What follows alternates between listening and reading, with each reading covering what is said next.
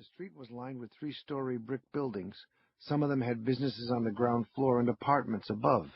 Nicholas could see a butcher shop and a candy store and a dry cleaner. Music came from open windows. The heat was stifling. Clarence opened the back door and pulled out Nicholas's duffel bag. One of the boys said, "He's coming out." Another said, "Somebody called the newspapers." Another said, "Somebody get the red carpet." Nicholas stepped onto the street. One of the boys said, "Hey, it's nobody." Another said, "It's just some rich kid." "Hey, rich kid, give me $10. The boys crowded around. Clarence put his arm around Nicholas's shoulders. The boys started chanting, "Give me $10, give me $10. Then a voice said, "You boys, stop it!" And the crowd went silent. Nicholas's grandmother was on the street. She was short and compact and dressed in a black cotton house dress, and she was carrying a long wooden spoon. "You, Tommy! You, Angelo! Get away from here before I call your mothers!" The boys scattered. Nicholas's grandmother smiled and opened her arms. She said, "Nicky, caro mio," and gave him a huge hug. "I'm so glad you're here. Come inside." "Who's the African?" "The what?" "The airline pilot, with the bags." "That's Clarence, Grandma. He's Dad's driver." "Ask him if he wants to come inside," she said, and then shouted, "Do you want to come inside?" "Mr. Borelli instructed me to." "Capito," Grandma Tutti said with finality. "Just bring the bags." It was 5 steps up the broad concrete stoop, through a short hallway, then into a dark, cool apartment that smelled like bread, garlic, and old people. Nicholas's grandmother said, "Your room is at the end of the hall, on the left. Put the bags in there." Nicholas followed Clarence to a room with a single bed and a small desk. On the walls were posters and pictures and sports pennants. Nicholas stared at a black-and-white photograph of 2 young men. One was a husky kid wearing a baseball uniform and a cap. The other was a thin, nerdy-looking kid wearing glasses and a sports coat. "Clarence, look, it's Dad." Clarence peered at the picture and whistled. "So it is. I bet this is your dad's old room." Nicholas's grandmother was waiting with her purse. She said, "How much do we owe you?" "Nothing at all, ma'am. Mr. Borelli said, well, goodbye, Nicholas. Good luck." Clarence shook Nicholas's hand gravely, bowed to Nicholas's grandmother, and left them. Nicholas looked at his grandmother. She looked at him.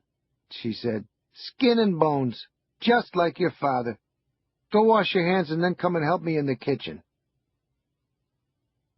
His grandmother was stirring a pot of sauce with a large wooden spoon she'd used to scare away the teenagers in the street. Nicholas could smell garlic and tomato. In a frying pan were balls of something that looked like hamburger.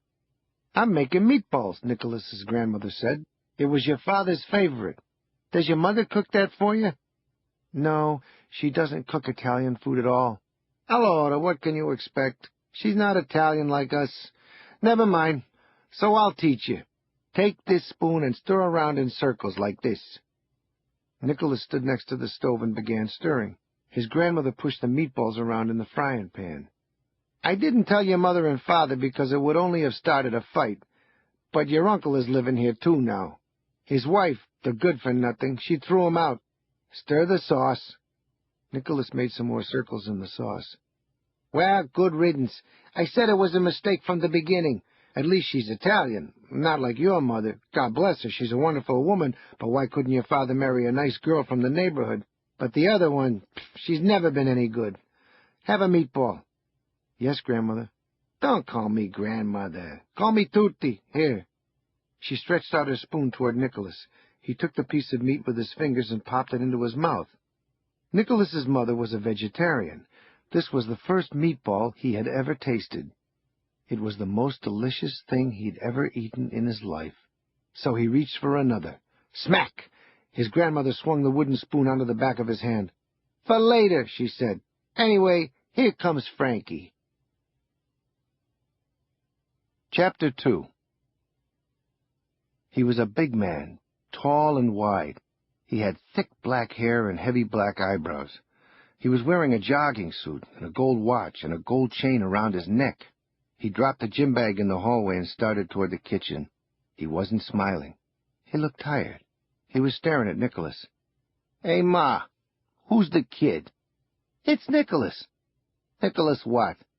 "Don't be an idiot. Your nephew, Nicholas." "This?" The big man smiled. "This is little Nicky. Hey, kid, how you doing?"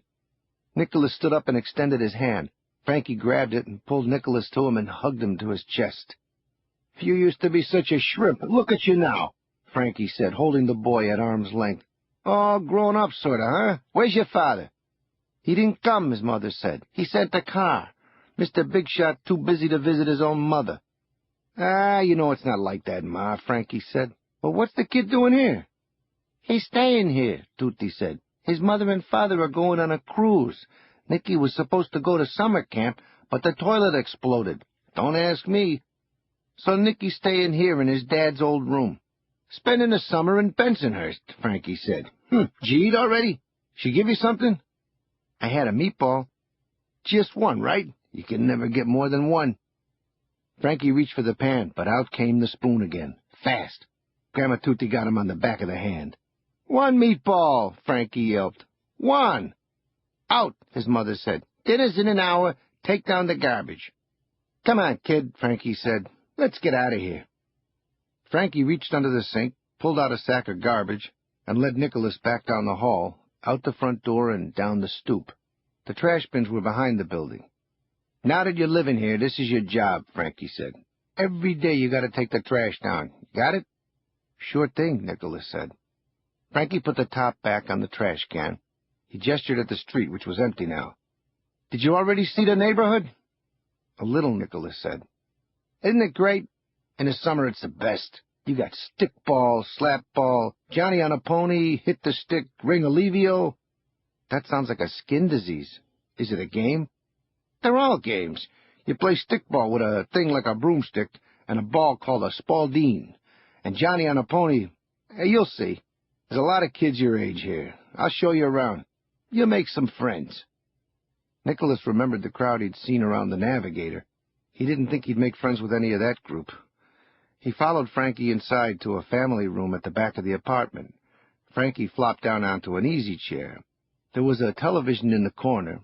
On one wall was a large crucifix with rosary beads hanging over it. On another there were framed pictures of Frank Sinatra and the Pope. Nicholas said, "You guys know Frank Sinatra?" "Not personally," Frankie said.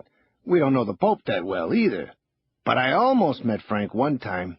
He was part of this parade. Me and a bunch of guys tricked old man Fornelli, the guy that owned the corner grocery store. We went inside like we were going to buy a soda. When the parade started, Mikey said, 'Hey, it's Frank Sinatra!'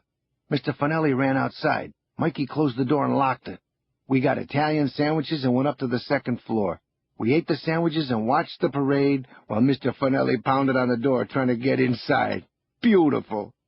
"So what happened?" "Nothing. We screamed, 'Frank! Frank!' but he didn't even wave." "Didn't you get in trouble?" "Trouble? Forget about it. I never got into trouble. I just caused trouble. It usually involved food. One summer we figured out how to get free pizza. I'd call and order a pizza to be delivered to, say, 161 Bath Avenue, apartment 1A. Then another guy would call and order another pizza for 201 Bath Avenue, apartment 2B. Both of the addresses were phony, but the pizza guy didn't know that. He'd drive into the neighborhood, park the car, and take a pizza into 161 Bath Avenue. We'd swoop down and steal the other pizza right out of the back of his car. Free pizza." "You never got caught?" "Never, because we were smart. We never hit any pizzerias run by Italians. We stayed away from the wise guy places. That's the lesson. You cross a wise guy, you're history. Never forget that." "Okay," Nicholas said. "What's a wise guy?" "Oh, boy," Frankie said. "You got a lot to learn. But let's eat first." In addition to the meatballs and rigatoni, Tutti had prepared some kind of chicken and some kind of cooked vegetable that looked like salad. "What a feast," Frankie said as they sat down.